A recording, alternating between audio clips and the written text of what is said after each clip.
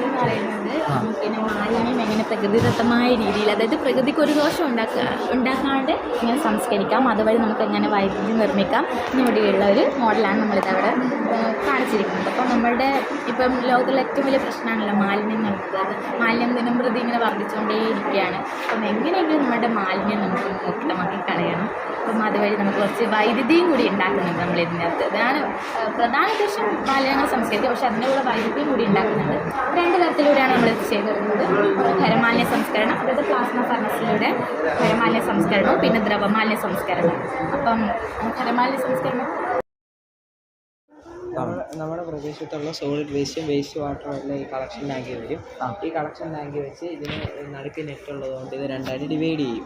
അതായത് നെറ്റ് ഉള്ളതുകൊണ്ട് solid waste മുകളിലും വേസ്റ്റ് വാട്ടർ താഴെയും വരും. വേസ്റ്റ് വാട്ടർ എയറേഷൻ ടാങ്കിലോട്ട് പോകും. എയറേഷൻ ടാങ്കിൽ വെച്ച് അറ്റ്മോസ്ഫിയറിക് ഓക്സിജനായിട്ട് മിക്സ് ചെയ്യും. അറ്റ്മോസ്ഫിയറിക് ഓക്സിജനായിട്ട് മിക്സ് ചെയ്ത് ഈ വേസ്റ്റ് വാട്ടറിൻ്റെ പകുതി 50% ഹീറ്റിംഗ് യൂണിറ്റിലോട്ട് പോകും. കോൺകേവറിൻ്റെ സഹായത്തോടെ ഈ ഹീറ്റിംഗ് യൂണിറ്റ് ഹീറ്റ് ആവും. ഇങ്ങനെ ഹീറ്റാകുന്ന ഈ ഹീറ്റിംഗ് യൂണിറ്റിൽ വേസ്റ്റ് വാട്ടർ നീരാവിയാവും. നീരാവിയാകുമ്പം ടർബൈൻ റൊട്ടേറ്റ് ചെയ്ത് ഇലക്ട്രിസിറ്റി അവിടെ പ്രൊഡ്യൂസ് ചെയ്യുന്നു. പിന്നെ UV പ്യൂരിഫയർ, ഇതിനകത്തോട്ടുള്ള 50% നേരെ UV പ്യൂരിഫയറിലോട്ട് പോകും. UV പ്യൂരിഫയറിൽ വെച്ച് അൾട്രാവയലറ്റ് റേഡിയേഷൻ്റെ ഹെൽപ്പോടെ അതിനകത്ത് മൈക്രോ ഓർഗാനിസംസിനെ ഡിസ്ട്രോയ് ചെയ്യും. അതിന് റിവേഴ്സ് ഓസ്മോസിസിൽ വെച്ച് അതിനകത്ത് ഓർഗാനിക് മാറ്ററിനെയും ഡിസ്ട്രോയ് ചെയ്യും. അങ്ങനെ നമുക്ക് ഫ്രഷ് വാട്ടർ കിട്ടും. അത് കളക്ഷൻ ടാങ്കിൽ വെക്കുകയും ചെയ്യും. പിന്നെയുള്ള സോളിഡ് വേസ്റ്റ് സെപ്പറേഷൻ യൂണിറ്റിൽ പോകും. അവിടെ ബയോഡീഗ്രേഡബിൾ നോൺ ബയോഡീഗ്രേഡബിൾ ആയിട്ട് സെപ്പറേറ്റ് ചെയ്യും.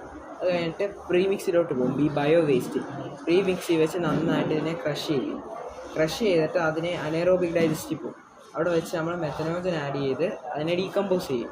അങ്ങനെ ഡീകമ്പോസ് ചെയ്യുമ്പോൾ നമുക്ക് അവിടെ കാർബൺ ഡയോക്സൈഡ് മീഥേനും ഇവോൾവ് ആവും. ആ ഇവോൾവ് ആയ കാർബൺ ഡയോക്സൈഡ് മീഥേനും ഗ്യാസ് ഹോൾഡിംഗ് യൂണിറ്റിലോട്ട് പോകും. ഗ്യാസ് ഹോൾഡിംഗ് യൂണിറ്റ് വെച്ച് അതിന് മോളിക്കുലാർ മാസ് ബേസിസിൽ മീഥേൻ നേരെ ഫ്യൂവൽ സെല്ലിലോട്ടും കാർബൺ ഡയോക്സൈഡ് PBRലോട്ടും പോകും. ഇങ്ങനെ ഫ്യൂവൽ സെല്ലിലോട്ട് വന്ന മീഥേനെ നമ്മൾ കമ്പസ്റ്റ് ചെയ്ത് ഇലക്ട്രിസിറ്റി പ്രൊഡ്യൂസ് ചെയ്യും. ഇവിടെ PBR വെച്ച് ആർട്ടിഫിഷ്യൽ ആൽഗെ പ്രൊഡക്ഷനാണ്. അവിടെ പ്രൊഡ്യൂസ് ചെയ്യുന്ന ആൽഗെ ഓയിൽ എക്സ്ട്രാക്ടറിൽ പോയി അവിടെ നിന്ന് ഓയിൽ എക്സ്ട്രാക്ട് ചെയ്ത്, അതായത് പെട്രോളിയം മെഥനോൾ അതെല്ലാം നമുക്ക് സ്റ്റോർ ചെയ്യാം. അത് നമുക്ക് നമ്മുടെ സൊസൈറ്റിയിലേക്ക് കൊടുക്കാൻ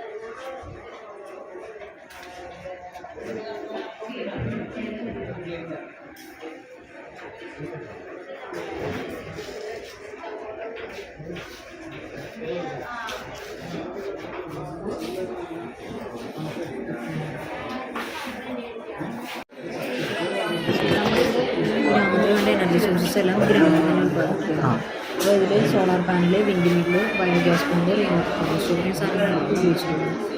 ഇതിൽ വിൻഡ് എനർജി ഉപയോഗിച്ച് ഇലക്ട്രിസിറ്റി ഉൽപ്പാദിപ്പിക്കുന്നു, സോളാർ എനർജി ഉപയോഗിച്ച് ഇലക്ട്രിസിറ്റി ഉൽപ്പാദിപ്പിക്കുന്നു. പിന്നെ ബയോഗ്യാസ് പ്ലാന്റിൽ നമ്മളതിൽ ആവശ്യമായിട്ടുള്ള വേസ്റ്റ് ഇട്ട് കഴിഞ്ഞാൽ ബയോഗ്യാസ് ഉൽപ്പാദിപ്പിക്കാം. അതിൻ്റെ സ്ലറി ഉപയോഗിച്ച് നമുക്ക് കാർഷിക ആവശ്യങ്ങൾക്കും മറ്റുമായിട്ട് അതിൻ്റെ സ്ലറി ഉപയോഗിക്കാൻ സാധിക്കും. റെയിൻ വാട്ടർ ഹാർവെസ്റ്റിങ്ങിൽ നമ്മുടെ ടെറസിൻ്റെ മേളിലും മറ്റും വീഴുന്ന വെള്ളം സംഭരിച്ച് വെച്ച് ഭൂഗർഭജലത്തിൻ്റെ അളവ് വർദ്ധിപ്പിക്കാൻ സാധിക്കും. ഇപ്പോൾ ഇവിടെ ഉപയോഗിച്ചിരിക്കുന്ന വിവിധ ഊർജ്ജരൂപങ്ങളെല്ലാം തന്നെ പുനഃസ്ഥാപിക്കാൻ കഴിയുന്ന ഊർജ്ജരൂപങ്ങളാണ്. പ്രകൃതി മലിനീകരണം, ആഗോളതാപനം പോലെയുള്ള പ്രശ്നങ്ങളിൽ നിന്നെല്ലാം ഈ മാർഗ്ഗങ്ങളിൽ നിന്ന് രക്ഷപ്പെടാൻ സാധിക്കും.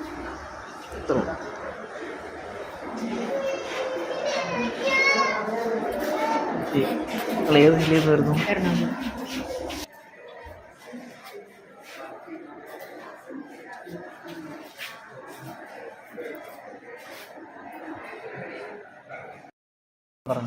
ഇത് ഹൈപ്പർ ലൂപ്പ് ഒരു സ്ഥലത്ത് നിന്ന് മറ്റൊരു സ്ഥലത്തേക്ക് വളരെ ചുരുങ്ങിയ നേരം കൊണ്ട് എത്തുന്ന രീതിയിലാണ് ഹൈപ്പർ ലൂപ്പ് സഞ്ചരിക്കുന്നത്. ഭാവിയിൽ ദീർഘദൂര യാത്രയിൽ വളരെയധികം പ്രയോജനമാകുന്ന ഒരു ഗതാഗത സംവിധാനമാണ് ഹൈപ്പർ ലൂപ്പ്. ഇത് 700 മുതൽ 1500 കിലോമീറ്റർ സ്പീഡ് വരെ പോകും. ഒരു വിമാനം പോകുന്നതിനേക്കാൾ 2 മടങ്ങ് സ്പീഡിലാണ് പോകുന്നത്. അപ്പം നമുക്ക് ഭാവിയിൽ വിമാനത്തെക്കാട്ടിലും കൂടുതലായിട്ട് ഇതിനെ ആശ്രയിക്കാൻ അതിനകത്തോടെ ഈ ട്യൂബിനകത്തോടെ ഈ ട്യൂബിനുള്ളിൽ 90% എയർ ഇവാക്യുവേറ്റഡാണ്. അന്നേരം എയർ ഇവാക്യുവേറ്റഡ് ആയതുകൊണ്ട് ഫ്രിക്ഷൻ കുറവായിരിക്കും. ഫ്രിക്ഷൻ കുറവായതുകൊണ്ട് വായു കുറവാണ്. വായു തീരെ ഇല്ലെന്ന് പറയാം, 10% ഉള്ളൂ. അന്നേരം അതിലൂടെ സ്പീഡിൽ പോവും, സുഗമമായിട്ട് ഹൈപ്പർ ലൂപ്പുകൾക്ക് സഞ്ചരിക്കാൻ സാധിക്കും. മാത്രമല്ല ഈ ട്യൂബുകൾക്കുള്ളിൽ മാഗ്നറ്റിക് കോയിൽസ് ഉണ്ട്. അതിൻ്റെ റിപ്പൾഷൻ കൊണ്ട് ഇത് മൂവ് ചെയ്യുന്നു. അത് റിപ്പൽ ചെയ്യുമ്പോൾ ഈ ഹൈപ്പർ ലൂപ്പ് മൂവ് ചെയ്യുകയും ഇത് അട്രാക്റ്റ് ചെയ്യുമ്പോൾ ഇതിൻ്റെ സ്പീഡ് കുറയുകയും നമുക്കിത് നിർത്താനും സാധിക്കും. പിന്നെ എയർ ബസ് 2022 ഒക്ടോബർ 5 നോബൽ സമ്മാനത്തിന് അർഹമായ ക്ലിക്ക് കെമിസ്ട്രി ലോകത്തിന് പരിചിതമാക്കിയത് കരോളിൻ ആൽബർട്ടോസി, കെബാരി ഷാർപ്ലസ്, മോർട്ടൻ മെൽഡൻ എന്നീ ശാസ്ത്രജ്ഞന്മാരാണ്. ക്ലിക്ക് റിയാക്ഷൻസ് ജീവജാലങ്ങളിൽ പ്രവർത്തിപ്പിച്ച ആൻറ്റിബോഡി ഡ്രഗ് കോൺജുഗേറ്റ് എന്ന കണ്ടുപിടുത്തത്തിൻ്റെ നിശ്ചല മാതൃകയാണ് ഞങ്ങളിവിടെ അവതരിപ്പിക്കുന്നത്. ആൻറ്റിബോഡി ഡ്രഗ് കോൺജുഗേറ്റിന് 3 ഭാഗങ്ങളാണുള്ളത്.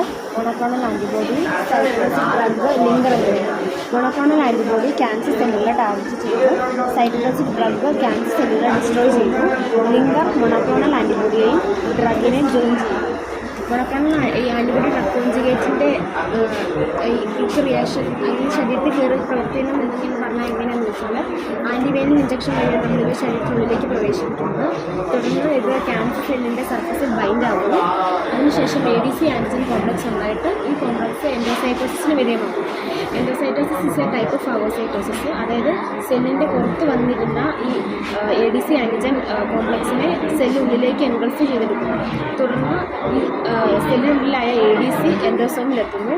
അതിനുശേഷം ആൻറ്റിജൻ ഡീഗ്രഡേഷൻ സംഭവിച്ച് ലൈസോസോമുമായിട്ട് കോമ്പൈൻ ആകുന്നു. തുടർന്ന് ലൈസോസം ഡിസ്ട്രക്ഷനിലൂടെ ഇത് സൈറ്റോസോമിൽ ഡ്രഗ് റിലീസാവുന്നു.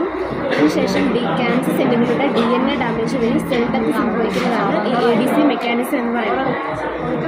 പിന്നെ ഇപ്പോഴത്തെ കണ്ടുപിടുത്തം എന്ന് പറയുന്നത് ഈ ലിക്വിഡ് കെമിസ്ട്രിക്കാണ് സമ്മാനം കിട്ടുന്നത്. ലിക്വിഡ് കെമിസ്ട്രിനെ പറ്റി 2001 തൊട്ട് ഈ റിസർച്ചൊക്കെ തുടങ്ങിയതായിരുന്നു. ബാരി ഷാർപ്ലസ് എന്ന് പറഞ്ഞ ശാസ്ത്രജ്ഞൻ. അപ്പോൾ അതൊന്നും ചെയ്തെങ്ങനെയാണെന്ന് വെച്ചാൽ ഹൈലി എനർജറ്റിക് ആയിട്ടുള്ള അസൈഡ് മോളിക്യൂള് റിലേറ്റീവ്ലി ഇനേർട്ടും നാച്ചുറലി റെയറുമായ ആൽക്കൈൻ മോളിക്യൂളുമായിട്ട് കോപ്പർ കാറ്റലിസ്റ്റിൻ്റെ പ്രസൻസിൽ ഒരു റിയാക്ഷൻ നടത്തി. ആ റിയാക്ഷൻ്റെ ഫലമായിട്ട് ട്രയാസോൾ എന്ന മോളിക്യൂൾ ഉണ്ടായി. ആ ട്രയാസോൾ എന്ന മോളിക്യൂൾ ഉണ്ടായതാണ് ശാസ്ത്ര ലോകത്തെ വിസ്മയിപ്പിച്ചത്. കാരണം ഒരിക്കലും ഇങ്ങനെ റിയാക്ട് ചെയ്യാത്ത മോളിക്യൂൾസ് നമ്മൾ റിയാക്ട് ചെയ്തു. അപ്പോൾ കോപ്പർ നമ്മുടെ ബോഡിക്ക് ടോക്സിക് ആണെന്നാണ്. അപ്പോൾ നമുക്ക് നമ്മുടെ ബോഡിയിൽ ഇതേ റിയാക്ഷൻ നടത്താൻ സാധിക്കില്ല. അപ്പോൾ കോപ്പർ നമ്മുടെ ബോഡിക്ക് ടോക്സിക് ആയതുകൊണ്ട് നമ്മൾ കോപ്പറിന് പകരം ഗ്ലൈക്കാൻസ് മോളിക്യൂൾസ് ഉപയോഗിച്ചുകൊണ്ട് ഇതേ റിയാക്ഷൻ നടത്തി. അതാണ് ബയോർത്തൻ്റെ കെമിസ്ട്രി എന്ന് പറയുന്നത്. അതാണ് കരോളിൻ അബർട്ടൂസി എന്ന് പറഞ്ഞ ശാസ്ത്രജ്ഞയ്ക്ക് നോബൽ പ്രൈസ് നേടിക്കൊടുത്തതാണ്. ADC എന്നുള്ള ക്യാൻസർ ട്രീറ്റ്മെൻറ്റിനുള്ള പുതിയൊരു കണ്ടുപിടുത്തമാണ്. സാധാരണ കീമോതെറാപ്പി, റേഡിയേഷൻസ് പോലുള്ള ക്യാൻസർ ട്രീറ്റ്മെൻറ്റ്സിന് കുറേ സൈഡ് എഫക്ട്സ് ഉണ്ട്. മുടി കൊഴിച്ചിലോ, പ്രോട്ടീൻ കുറയുക, പിന്നെ ഹെൽത്ത് സെൽസ് നശിക്കുക, അങ്ങനെ കുറേ സൈഡ് എഫക്ട്സ്. പക്ഷേ ഈ ADC ട്രീറ്റ്മെൻറ്റിന് അങ്ങനത്തെ സൈഡ് എഫക്ട്സ് ഒന്നുമില്ല. ഇത് ക്യാൻസർ സെല്ലിൻ്റെ ഉള്ളിൽ ചെന്ന ഡ്രഗ് റിലീസ് ചെയ്താണ് ഇതിൻ്റെ പ്രവർത്തനം. അതിനാൽ ഇതിന് ഒരു സൈഡ് എഫക്ട്സും ഇല്ല. ക്യാൻസർ രോഗികൾക്ക് ഒരു നല്ല പ്രതീക്ഷ നൽകുന്ന ഒരു പുതിയ കണ്ടുപിടുത്തമാണ് ഈ കെമിസ്ട്രി ADC.